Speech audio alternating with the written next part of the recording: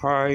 మనకు జనరల్‌గా పిగ్మెంటేషను ఇక్కడ వస్తుంది. చలు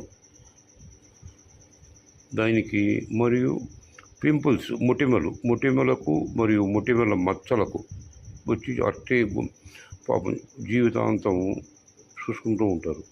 దీనికి ఈ పిగ్మెంటేషన్‌కు ఖర్చు చాలా అవుతుంది. బ్యూటీ పార్లర్ పోయినా ఎక్కడైనా బయట చేసుకొని, కానీ పర్మనెంట్ క్యూర్ కాదు.